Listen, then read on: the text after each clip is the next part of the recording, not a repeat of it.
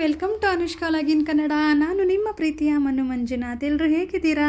ಎಲ್ಲರೂ ಚೆನ್ನಾಗಿದ್ದೀರಾ ಅಂತ ಅಂದ್ಕೊಂಡಿದ್ದೀನಿ. ಇವತ್ತಿನ ರೆಸಿಪಿ ಬಂದು ಮೊದಲೇ ನೋಡ್ತಾ ಇದ್ದೀರಾ. ಸೊ ಕೊಬ್ಬರಿ ಹಾಗೆ ಸಕ್ಕರೆನ ಬಳಸ್ಕೊಂಡು ಕರ್ಜಿಕಾಯಿನ ಯಾವ ರೀತಿ ಮಾಡೋದು ಅಂತ ಈ ವಿಡಿಯೋದಲ್ಲಿ ತೋರಿಸ್ಕೊಡ್ತಾ ಇದ್ದೀನಿ. ಸೊ ಹಲವಾರು ರೀತಿ ಸ್ಟಫಿಂಗ್ನ ಬಳಸ್ಕೊಂಡು ನಾವು ಕರ್ಜಿಕಾಯಿನ ಮಾಡ್ತಿದ್ದೀವಿ. ಸೊ ಅದರಂತಲ್ಲೂ ಕೊಬ್ಬರಿ ಸಕ್ಕರೆ ಅಂತೂ ತುಂಬಾ ಟೇಸ್ಟಿಯಾಗಿರುತ್ತೆ. ಸೊ ನಾನು ಕೂಡ ಇವತ್ತು ಅದೇ ರೆಸಿಪಿನ ತೋರಿಸ್ತಾ ಇದ್ದೀನಿ. ಸೊ ನನ್ನ ಚಾನಲ್ಗೆ ಇನ್ನು ಯಾರಾದರೂ ಸಬ್ಸ್ಕ್ರೈಬ್ ಆಗಿಲ್ಲ ಅಂದರೆ ಹೋಗಿ ಸಬ್ಸ್ಕ್ರೈಬ್ ಮಾಡ್ಕೊಬನ್ನಿ. ಸೊ ಯಾವ ರೀತಿ ಮಾಡೋದು, ಏನೇನು ಬೇಕು ಅಂತ ಕಂಪ್ಲೀಟಾಗಿ ಈ ವಿಡಿಯೋನ ಎಲ್ಲೂ ಸ್ಕಿಪ್ ಮಾಡದೆ ನೋಡಿದ್ರೆ ನಿಮಗೆ ಗೊತ್ತಾಗುತ್ತೆ. ಮೊದಲನೇದಾಗಿ ನಾನಿಲ್ಲಿ ಹಿಟ್ಟನ್ನು ಕಲಿಸ್ಕೊಂಡ್ಬಿಡ್ತಿದ್ದೀನಿ. ಸೊ ಇದು 4ರಿಂದ 5 ಅವರ್ ನೆಂದಷ್ಟು ತುಂಬಾ ಚೆನ್ನಾಗಿ ಬರುತ್ತೆ. ಸೊ ಹಾಗಾಗಿ ಆದಷ್ಟು ಸ್ವಲ್ಪ ಬೇಗನೆ ಕಲಸಿ ಎತ್ತಿಟ್ಕೊಂಬಿಡಿ. ನಾನಿಲ್ಲಿ ಒಂದು ಅರ್ಧ kg ಆಗುವಷ್ಟು ಮೈದಾ ಹಿಟ್ಟನ್ನು ತೊಗೊತಾ ಇದ್ದೀನಿ. ಸೊ ನೀವು ಏನಾದರೂ ಜಾಸ್ತಿ ಮಾಡ್ಕೋತೀನಿ ಅಂದರೆ ಜಾಸ್ತಿ ಕೂಡ ತೊಗೊಬೋದು. ನಾನು ಏನೇನು ಇಂಗ್ರೀಡಿಯೆಂಟ್ಸ್ ಹೇಳ್ತೀನಿ ಅದನ್ನು ಡಬಲ್ ಆ್ಯಡ್ ಮಾಡ್ಕೊತ ಹೋದರೆ ಸೊ ಜಾಸ್ತಿ ಕೂಡ ಮಾಡ್ಕೊಬೋದು. ಇಲ್ಲ ಸ್ಟಫಿಂಗ್ ಮಾಡಿ ರೆಡಿ ಮಾಡ್ಕೋತೀವಿ ಅಂತಂದ್ರೂ ಕೂಡ ಪರವಾಗಿಲ್ಲ. ಒಂದು 15 ಡೇಸಿಂದ 1 ತಿಂಗಳವರೆಗೂ ನೀವು ಫ್ರಿಜ್ಜಲ್ಲಿ ಸ್ಟೋರ್ ಮಾಡಿಕೊಂಡು ಎತ್ತಿಟ್ಕೊಬೋದು. ನಿಮಗೆ ಯಾವಾಗ ಬೇಕಾಗುತ್ತೋ ಆವಾಗ ನೀವು ಕರ್ಜಿಕಾಯಿನ ಮಾಡ್ಕೊಬೋದು.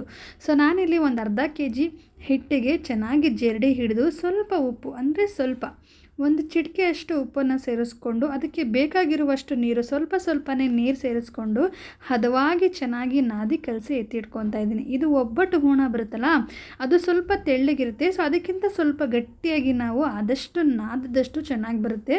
ಹಾಗಾಗಿ ಒಂದು 5ರಿಂದ 10 ನಿಮಿಷದವರೆಗೂ ಚೆನ್ನಾಗಿ ಕಲಸಿ ಎತ್ತಿಟ್ಕೊಂಬಿಡೋಣ. ಆವಾಗ ಪೂರಿಗಳು ಎಷ್ಟು ಚೆನ್ನಾಗಿ ಉಬ್ಬಿ ಬರುತ್ತೆ ಅಂತಂದರೆ ಕರ್ಜಿಕಾಯಿಗಳು ಅಷ್ಟು ಟೇಸ್ಟಿಯಾಗಿ ಕೂಡ ಇರುತ್ತೆ, ಉಬ್ಬಿ ಕೂಡ ಬರುತ್ತೆ, ತಿನ್ನೋದಕ್ಕೆ ತುಂಬ ಕ್ರಂಚಿಯಾಗಿರುತ್ತೆ ಅಂತಲೇ ಹೇಳ್ಬೋದು. ಸೊ ಇವಾಗ ಇದು ರೆಡಿಯಾಗಿದೆ. ಇದಕ್ಕೆ ಸ್ವಲ್ಪ ಮೇಲ್ಗಡೆ ಚೆನ್ನಾಗಿ ತುಪ್ಪ ಅಥವಾ ಎಣ್ಣೆನ ಸವರಿ ಒಂದು 3ರಿಂದ 4 ಅವರು ಎತ್ತಿಟ್ಕೊಂಬಿಡೋಣ. ನಾನಿಲ್ಲಿ ಒಂದು 7ರಿಂದ 8 ಅವರ್ ನೆನೆಸಿದ್ದೆ.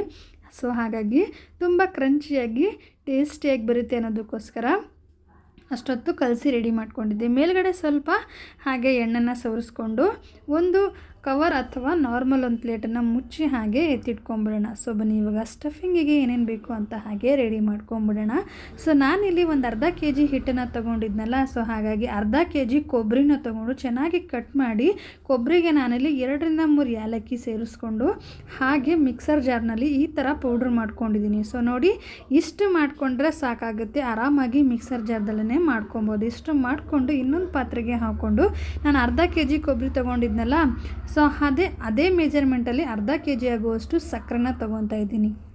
ಅರ್ಧ kg ಕೊಬ್ಬರಿಗೆ ಅರ್ಧ kg ಸಕ್ಕರೆ, ಸ್ವಲ್ಪ ಬೇಕಾದರೂ ಕಡಿಮೆ ಕೂಡ ಹಾಕೊಬೋದು, ತೊಂದರೆ ಇಲ್ಲ. ನಿಮಗೆ ಜಾಸ್ತಿ ಸ್ವೀಟ್ ಬೇಕು ಅನ್ನೋದಿದ್ರೆ ಸಮ ಅಳತೆಯಲ್ಲೇ ಹಾಕ್ಕೊಳ್ಳಿ. ಸೊ ನೀವು ಇದೇನಾದರೂ ಗ್ರೈಂಡ್ ಮಾಡ್ಕೋತೀನಿ ಅಂದರೆ ಮಾಡ್ಕೊಬೋದು. ಸೊ ಬೇಡ ಅನ್ನೋದಿದ್ದರೆ ಇದೇ ಥರ ಕೂಡ ಮಿಕ್ಸ್ ಮಾಡ್ಕೊಬೋದು. ಗ್ರೈಂಡ್ ಮಾಡ್ಕೊಂಡ್ರೆ ಏನಾಗುತ್ತೆ ಅಂತಂದರೆ ಎಲ್ಲ ಸ್ವಲ್ಪ ಮೆಲ್ಟ್ ಆಗೋ ಥರ ಆಗೋಗ್ಬಿಡುತ್ತೆ, ಮತ್ತು ಅದು ಕ್ರಂಚಿಯಾಗಿ ಬಾಯಿಗೆ ಸಿಗೋದಿಲ್ಲ. ಸೊ ಹಾಗಾಗಿ ನಾವು ಹಾಗೇ ಮಿಕ್ಸ್ ಮಾಡ್ಕೊಂಬಿಡೋಣ. ಸೊ ನೋಡಿ ಇವಾಗ ರೆಡಿಯಾಗಿದೆ. ನಾನು ಸಕ್ಕರೆನ ಆ್ಯಡ್ ಮಾಡಿಕೊಂಡು ಚೆನ್ನಾಗಿ ಒಂದು ಮಿಕ್ಸ್ ಕೊಡ್ಕೊತಾ ಇದ್ದೀನಿ. ಸೊ ಇವಾಗ ಸ್ಟಫಿಂಗ್ ಕೂಡ ರೆಡಿಯಾಗಿದೆ, ನೋಡ್ಬೋದು ನೀವು. ಸ್ಟಫಿಂಗ್ನ ನೀವು 15ರಿಂದ 1 ತಿಂಗಳವರೆಗೂ ಕೂಡ ಬೇಕಾದರೆ ಫ್ರಿಡ್ಜಿನಲ್ಲಿ ಇಟ್ಕೊಬೋದು. ಸೊ ಇದು ಜಾಸ್ತಿ ಕೂಡ ಮಾಡ್ಕೊಬೋದು, ತೊಂದರೆ ಇಲ್ಲ. ನಿಮ್ಗೆ ಯಾವಾಗ ಬೇಕು ಆವಾಗ ಹಿಟ್ಟನ್ನು ಕಲಿಸ್ಕೊಂಡು ನೀವು ಸ್ಟಫಿಂಗ್ನ ಸೇರಿಸ್ಕೊಂಡು ಕರ್ಜಿಕಾಯಿನ ಮಾಡ್ಕೊಬೋದು. ಸೊ ಹಾಗಾಗಿ ಜಾಸ್ತಿ ಕೂಡ ಮಾಡ್ಕೊಬೋದು, ತೊಂದರೆ ಇಲ್ಲ. ಸೊ ನನಗೆ ಎಷ್ಟು ಬೇಕಾಗುತ್ತೆ ನಾನು ಅಷ್ಟನ್ನು ಮಾಡ್ಕೊಂಡಿದ್ದೀನಿ ಅಷ್ಟೇ. ಅರ್ಧ kgಗೆ ಎಷ್ಟು ಬೇಕಾಗುತ್ತೆ ಸ್ಟಫಿಂಗ್ ಅಷ್ಟು ರೆಡಿ ಮಾಡ್ಕೊತಾ ಇದ್ದೀನಿ. ಸೊ ಇವಾಗ ಹಿಟ್ಟು ಕೂಡ ಚೆನ್ನಾಗಿ ನೆಂದಿದೆ. ಸೊ ಎಲ್ಲವನ್ನು ಕೂಡ ನಮಗೆ ಎಷ್ಟು ಬೇಕು ಅಷ್ಟು ಉಂಡೆಗಳನ್ನ ಮಾಡ್ಕೊಂಬಿಡೋಣ. ಸೊ ಹಿಟ್ಟು ಕೂಡ ಇನ್ನೂ ಒಂದು ಸಲ ಚೆನ್ನಾಗಿ ನಾದಿದ ನಂತರ ನಮಗೆ ಎಷ್ಟು ದಪ್ಪ ಬೇಕು ಕರ್ಜಿಕಾಯಿ, ಎಷ್ಟು ಸಣ್ಣ ಬೇಕು ಕರ್ಜಿಕಾಯಿ, ಆ ರೇಂಜಿಗೆ ನಾವು ಉಂಡೆಗಳನ್ನ ಮಾಡಿಕೊಂಡು ಲಟ್ಟಿಸ್ಕೊಂಬಿಡೋಣ. ಸೊ ನಾನಿಲ್ಲಿ ಎಲ್ಲವನ್ನು ಕೂಡ ಒಂದೇ ಸಲ ಮಾಡ್ಕೊಳ್ಳೋದ್ರಿಂದ ಬೇಗ ಉಂಡೆಗಳನ್ನೆಲ್ಲ ಮಾಡಿಕೊಂಡು ರೆಡಿ ಮಾಡ್ಕೊತಾ ಇದ್ದೀನಿ. ಸೊ ನೋಡಿ ಇವಾಗ ನಾನಿಲ್ಲಿ ಸ್ವಲ್ಪನೇ ಹಿಟ್ಟಿರುತ್ತಲ್ಲ ಮೈದಾ ಹಿಟ್ಟೇ ಸ್ವಲ್ಪನೇ ಚಪಾತಿ ಲಟ್ಟಿಸ್ತೀವಿ ನೋಡಿ, ಅದೇ ಥರ ಸ್ವಲ್ಪನೇ ಹಿಟ್ಟನ್ನು ಸೇರಿಸ್ಕೊಂಡು ಈ ರೀತಿ ನಾನು ಕಲಸಿಟ್ಕೊಂಡಿದ್ದೀನಿ. ಜಾಸ್ತಿ ತೆಳ್ಳಗೂ ಬೇಡ, ಜಾಸ್ತಿ ಗಟ್ಟಿಗೂ ಕೂಡ ಬೇಡ. ನಾರ್ಮಲಾಗಿ ತಿಕ್ಕಾಗಿರೋ ಪೂರಿಗೆ ಲಟ್ಟಿಸ್ತೀವಿ ನೋಡಿ, ಅದಕ್ಕಿಂತ ಸ್ವಲ್ಪ ತೆಳ್ಳಗೆ ಲಟ್ಟಿಸ್ಕೊಂಡ್ರೆ ಸಾಕಾಗುತ್ತೆ. ಸೊ ನೋಡಿ ನಾನಿಲ್ಲಿ ಪೂರಿ ಎಷ್ಟು ದೊಡ್ಡದಿದೆ ಅದೇ ಫುಲ್ಲಾಗುವಷ್ಟು ಸ್ಟಫಿಂಗ್ನ ಕೂಡ ಸೇರಿಸ್ಕೊತಾ ಇದ್ದೀನಿ. ಸೊ ನಿಮಗೆ ಎಷ್ಟು ದೊಡ್ಡದಾಗಿ ಲಟ್ಟಿಸ್ಕೊಂಡಿರ್ತೀರ ಅದಕ್ಕೆ ಬೇಕಾಗಿರುವಷ್ಟು ಸ್ಟಫಿಂಗ್ನ ನೀವು ಸೇರಿಸ್ಕೊಬೋದು. ಇವಾಗ ನಾನು ಅದಕ್ಕೆ ಬೇಕಾಗಿರುವಷ್ಟು ಸ್ಟಫಿಂಗ್ನ ಸೇರಿಸ್ಕೊಂಡು ರೌಂಡಿಗೆ ಸ್ವಲ್ಪ ತಣ್ಣೀರು ಇರುತ್ತಲ್ಲ ಅದರಲ್ಲಿ ರೌಂಡ್ ಹಾಗೆ ಸವರ್ತಾ ಇದ್ದೀನಿ. ಯಾಕಂತಂದರೆ ಇದು ಓಪನ್ ಆಗೋ ಚಾನ್ಸಸ್ ಇರುತ್ತೆ. ಈ ಥರ ಮಾಡಿದ್ರೆ ನೀವು ಯಾವುದೇ ಕಾರಣಕ್ಕೂ ಓಪನ್ ಆಗೋದಿಲ್ಲ. ಸೊ ಹಾಗಾಗಿ ಇದೇ ಥರ ತಣ್ಣೀರಲ್ಲಿ ರೌಂಡ್ ಒಂದು ಅಪ್ಲೈನ ಮಾಡಿ ನಂತರ ನಾನಿಲ್ಲಿ ಚೆನ್ನಾಗಿ ಸ್ವಲ್ಪ ಪ್ರೆಸ್ ಮಾಡ್ತಾಯಿದ್ದೀನಿ. ಸೊ ಯಾವುದೇ ಕಾರಣಕ್ಕೂ ಈ ಥರ ಮಾಡಿದ್ರೆ ಓಪನ್ ಆಗೋದಿಲ್ಲ.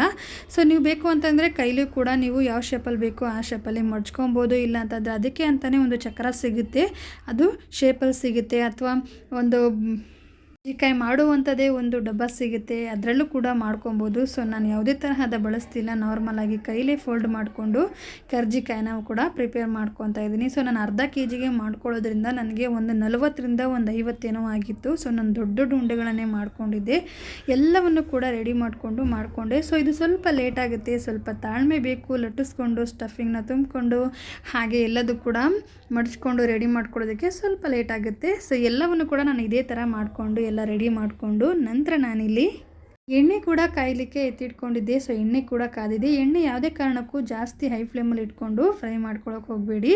ಹೈ ಫ್ಲೇಮ್ ಮತ್ತು ಲೋ ಫ್ಲೇಮ್, ಮೀಡಿಯಮ್ ಫ್ಲೇಮ್ನಲ್ಲಿ ಇಟ್ಕೊಂಡು ಫ್ರೈ ಮಾಡ್ಕೊಂಬಿಡೋಣ. ಸೊ ಇದು ಜಾಸ್ತಿ ಹೊತ್ತು ಏನು ಹಿಡಿಯೋದಿಲ್ಲ. ನೀವೆಲ್ಲವನ್ನು ಕೂಡ ರೆಡಿ ಮಾಡ್ಕೊಂಡಿದ್ರೆ ಒಂದು 5ರಿಂದ ಒಂದು 10 ನಿಮಿಷದೊಳಗಡೆ ನೀವು 20ರಿಂದ 30 ಕರ್ಜಿಕಾಯಿ ಎಲ್ಲವನ್ನು ಕೂಡ ಫ್ರೈ ಮಾಡ್ಕೊಂಬಿಡ್ಬೋದು.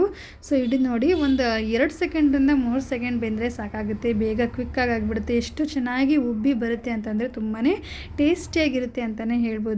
ಕರ್ಜಿಕಾಯಿನ ನಾವು ಹಲವಾರು ರೀತಿಯಲ್ಲಿ ಸ್ಟಫಿಂಗ್ನ ರೆಡಿ ಮಾಡಿಕೊಂಡು ಮಾಡ್ತೀವಿ. ಅದರಲ್ಲಿ ಕೊಬ್ಬರಿ ಸಕ್ಕರೆ ಒಂದು ಅಂತಲೇ ಹೇಳ್ಬೋದು.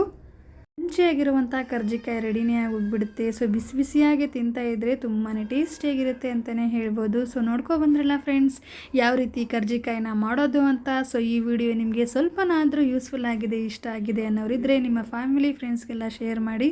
ಹಾಗಾದರೆ ಇನ್ನೂ ನನ್ನ ಚಾನಲ್ಗೆ ಯಾರಾದರೂ ಸಬ್ಸ್ಕ್ರೈಬ್ ಆಗಿಲ್ಲ ಅಂದರೆ ಹಾಗೆ ಸಬ್ಸ್ಕ್ರೈಬ್ ಮಾಡಿ.